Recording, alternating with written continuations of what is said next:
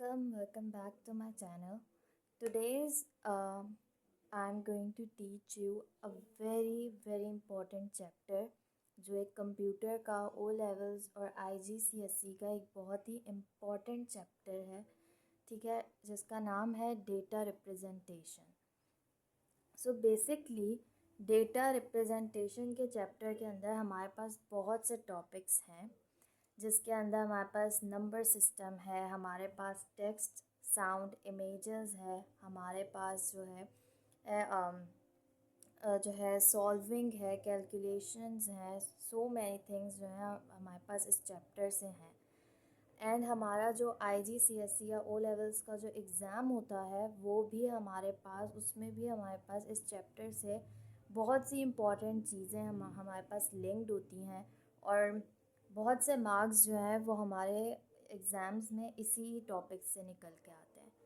तो data representation क्या है? अच्छा, इस वीडियो के अंदर मैं आपको सिर्फ जो है थोड़ा थ्योरी पार्ट पढ़ा रही हूँ, मतलब डेटा रिप्रेजेंटेशन क्या है, ठीक है, HTML यूजेस क्या हैं, ठीक है। ये दो मेन टॉपिक्स मैं आपको सिर्फ इस वीडियो के अंदर मैं आपको बता रही हूँ। बाकी जो वीडियोस जो हैं जिनके अंदर हमारे पास बाइनरी टू डिनरी है या कैलकुलेशंस हैं, फाइल साइजेस हैं और भी थ्योरी पार्ट है, वो मैं आपको इसी चैनल के ऊपर डिफरेंट वीडियोस के अंदर मैं आपको शो करूँगी। तो आपने मेरे चैनल को सब्सक्राइब, लाइक एंड शेयर ज़रूर करना है और मुझे कमेंट करके ज़रूर बताना है कि आपने कौन सा सब्जेक्ट या कौन सा टॉपिक, किसी भी सब्जेक्ट का आपको मुश्किल लग रहा है।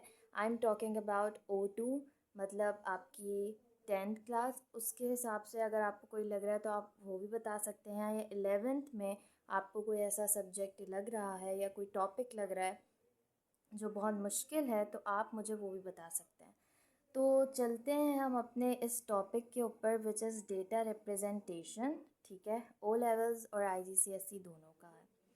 अच्छा, अब जो है बात यह कि सबसे पहले हमारे पास इस चैप्टर के अंदर जो हम पढ़ेंगे वो है नंबर सिस्टम, ठीक है। नंबर सिस्टम के अंदर जो मैंने आपको बताया, जिस तरह के नंबर सिस्टम के अंदर जो है जो कैलकुलेशंस हैं, like binary to denary, denary to hexadecimal, ये कैलकुलेशंस की वीडियो मैं आपको अलग से इसी चैनल के ऊपर सारी समझाऊंगी और बहुत ही इजी मेथड से समझाऊंगी जो आपको फ़ौरन याद हो जाएगा, और उनके अल्टरनेटिव्स भी बताऊंगी कि अगर आपको वो मेथड नहीं आ रहा तो आप क्या कर सकते हैं, ठीक है। सो अभी हम चलते हैं इस चैप्टर में। हमारे पास नंबर सिस्टम, सबसे पहली चीज़ and one of the most important thing जो आपको इस चैप्टर में समझनी है वो क्या है कि कंप्यूटर्स जो हैं वो बाइनरी ही नंबर सिस्टम को क्यों यूज़ करते हैं अपने डेटा को रिप्रेजेंट करने के लिए।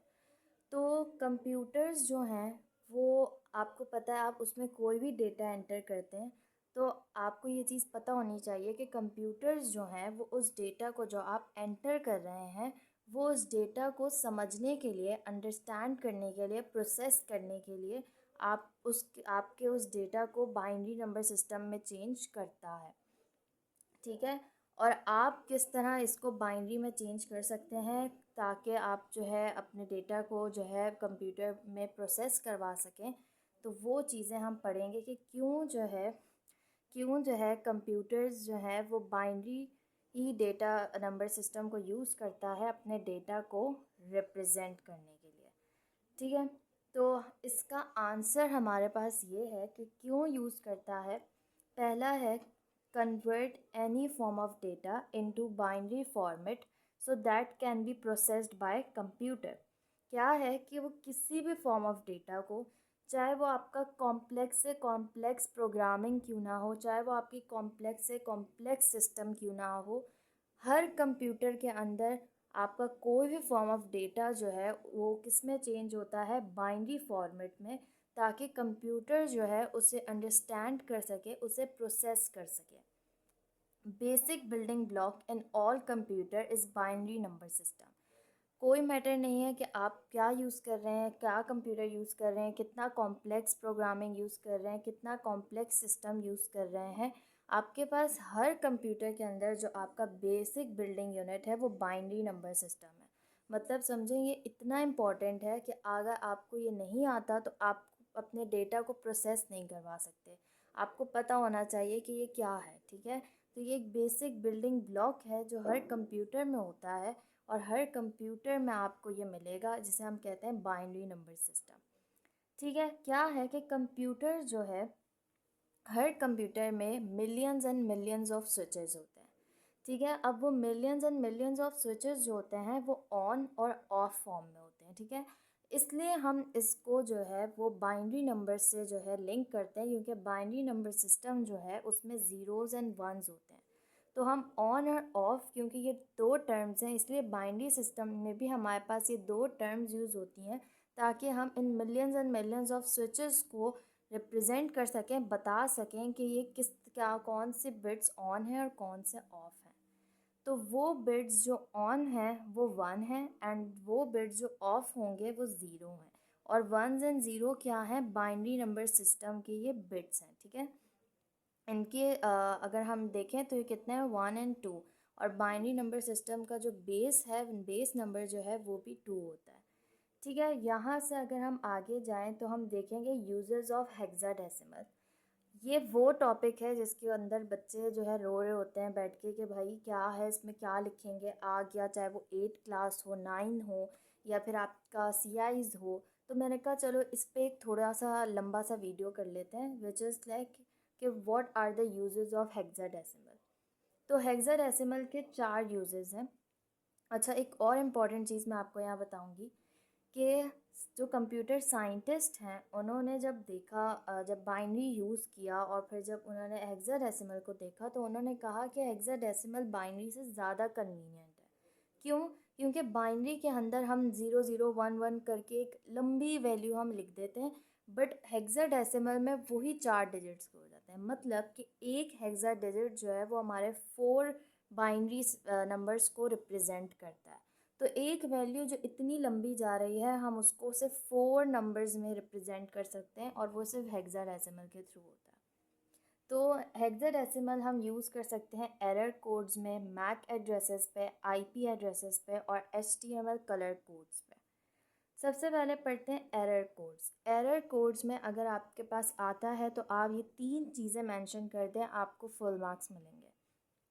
पहली चीज़, ऑफन शोन एज हेक्साडेसिमल। इसको हम सिर्फ हेक्साडेसिमल में ही शो करते हैं, मतलब मोस्टली जो है ये हेक्साडेसिमल में ही शो होता है।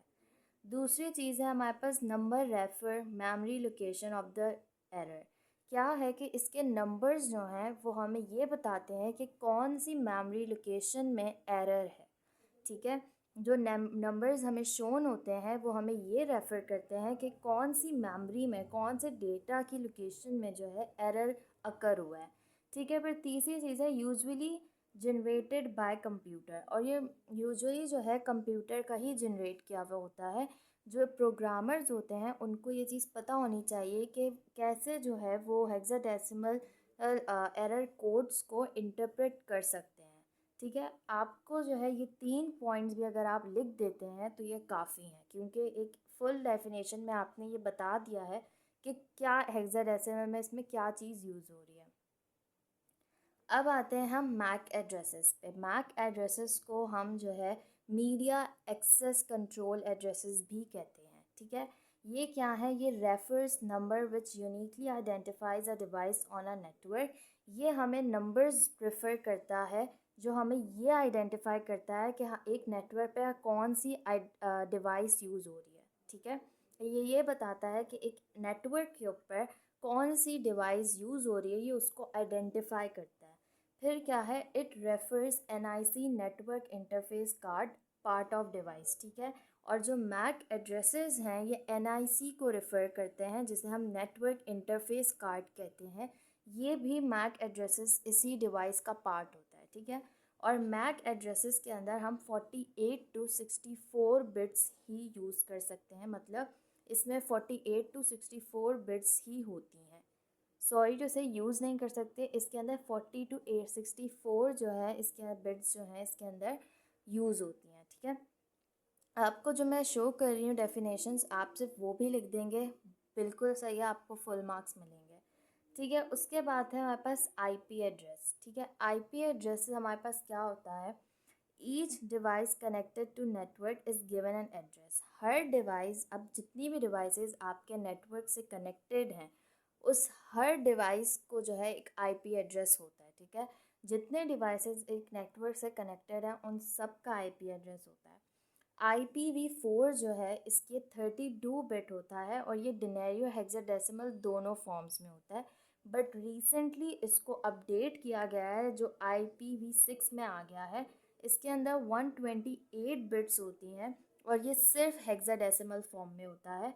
और इसकी 128 बिट्स को हम 16 चंक्स के अंदर ब्रोक करते हैं, ठीक है। अच्छा, IPv4 और IPv6 में एक और डिफरेंस ये है कि IPv4 में हम जो है डेसिमल मींस हम जो है डॉट्स यूज़ करते हैं, ठीक है, लेकिन IPv6 के अंदर हम कॉलन्स यूज़ करते हैं, ठीक है। अब आते हैं हमारे पास लास्ट जो है वो है HTML कलर कोड्स। HTML की फुल फॉर्म क्या है, पहले ये बता दीजिएगा कि हाइपर टेक्स्ट मार्कअप लैंग्वेज। ये एक मार्कअप लैंग्वेज है जो सिर्फ प्रोसेस करती है, डेफिनेशन देती है और आपके डेटा को रिप्रेजेंट करती है। ये कोई प्रोग्रामिंग लैंग्वेज नहीं है, ठीक है। दूसरी चीज़, represents colour in hexadecimal form 6 digit numbers like, ठीक है। क्या है कि ये जो है कलर्स जो है वो रिप्रेजेंट करती है हेक्साडेसिमल फॉर्म में, ठीक है। और इसके कलर्स जो हैं वो सिर्फ 6 डिजिट नंबर्स के होते हैं।